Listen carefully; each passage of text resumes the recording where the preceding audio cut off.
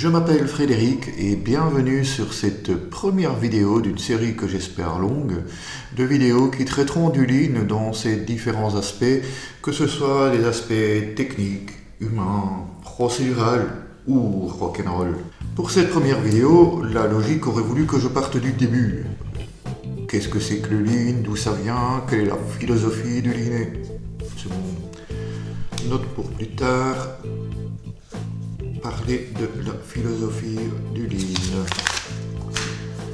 Donc de partir du Lean. Mais bon, c'était un peu trop conventionnel et je préfère vous raconter une petite histoire qui m'est arrivée. Revenons quelques années en arrière, 3 ans à peu près pour être précis. Tout va bien, mon agenda est bien rempli, des projets très intéressants se présentent à moi. En avant.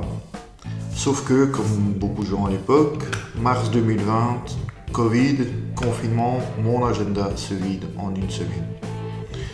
Passé le moment de stupeur, je me suis dit, mais bon, maintenant que tu as plein de temps libre, tu vas pouvoir, pourquoi pas, créer des vidéos qui parlent du Lean. Force est de constater que 3 ans plus tard, pas de vidéo. Et je me suis demandé, mais pourquoi? Pourquoi pas de vidéo 3 ans plus tard alors que tu t'étais promis de le faire? La réponse que j'ai trouvée est simple.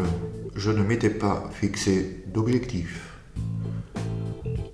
J'étais resté coincé au niveau du vœu pieux. J'ai envie de faire, mais je ne fais pas. Voilà donc pourquoi se fixer un objectif avant d'entreprendre une quelconque amélioration ou de mettre en place un quelconque changement. Mais comment se fixer un bon objectif? Quels critères un bon objectif doit-il remplir pour donner envie de changer?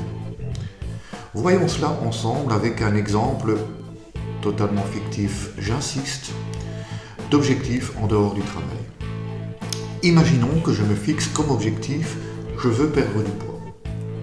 Si je m'arrête là dans la définition de mon objectif, qu'est-ce que je change demain dans ma façon de vivre pour atteindre cet objectif? Soyons honnêtes, probablement rien. Il manque pas mal de choses pour me donner envie de changer ma façon de vivre et de effectivement perdre du poids. Première chose qu'il manque, c'est un moyen de s'identifier à la situation après avoir atteint l'objectif. Dans ce cas précis, je pourrais par exemple me fixer comme objectif je veux perdre du poids pour être en meilleure santé et ne plus me sentir fatigué quand je reviens de ma répétition avec mon groupe de musique par exemple.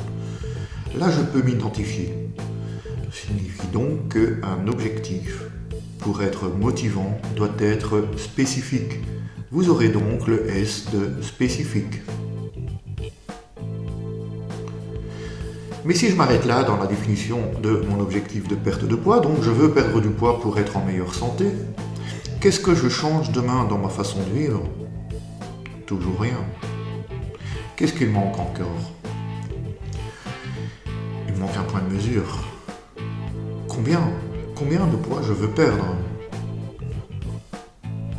Ce qui peut aussi être utile, ce point de mesure, dans le check du PDCA. Note pour plus tard, parler du PDCA.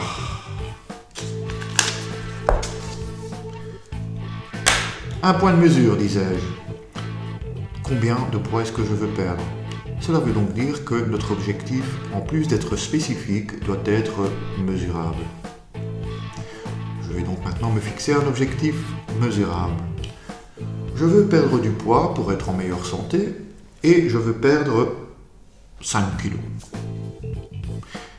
Là aussi, si je m'arrête là dans la définition, qu'est-ce que je change demain pour effectivement perdre du poids? Probablement rien. Si je m'arrête là dans la définition de mon objectif de perte de poids, ce sera toujours demain. J'aurai un post-it sur mon frigo, demain régime. Et ce sera toujours demain. Ça veut dire qu'un objectif doit être aussi défini dans le temps. L'atteinte d'un objectif, c'est pas un jour peut-être. À un moment donné, ça s'arrête. Il faut avoir atteint l'objectif pour une certaine date. Cela veut donc dire qu'un objectif doit être défini dans le temps. Je vais maintenant me fixer un objectif de perte de poids mesurable et défini dans le temps. Imaginons que je veuille me fixer comme objectif: je veux perdre du poids pour être en meilleure santé et je veux perdre 5 kg en 20 ans.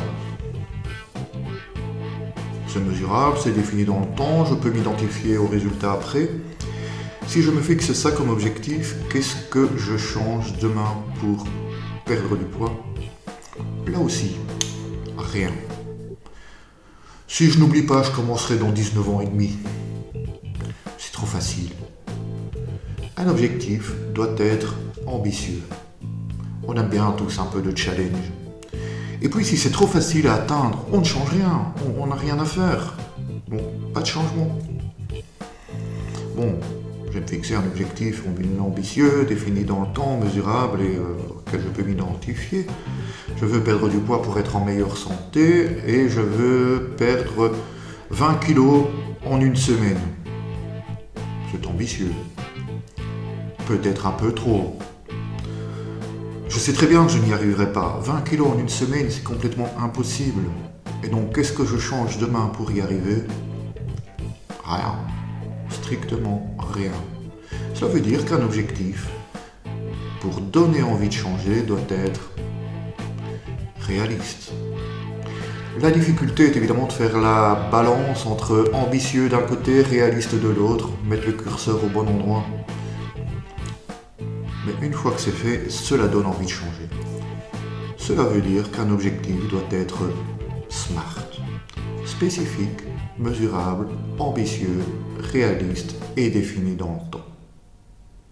Voilà donc tous les critères auxquels doit répondre un objectif pour donner envie de changer et de passer à l'action. Nous avons vu au début de la vidéo que si je n'ai pas fait de vidéo avant aujourd'hui, c'est parce que je ne m'étais pas fixé d'objectif SMART. Je vais donc maintenant m'en fixer un. Je me donne comme objectif de publier une vidéo par mois traitant d'un aspect ou l'autre du Lean, de la mettre en ligne. Pensez-vous que ce soit un objectif SMART? N'hésitez pas de me le dire en commentaire. Et si vous voulez vérifier si je me tiens à mon objectif SMART, n'hésitez pas à vous abonner, la cloche, tout ça. Comme ça vous serez averti des sorties des prochaines vidéos. Je vous laisse là. Et n'oubliez pas, le Lean c'est fort. Il y a du rock'n'roll dedans.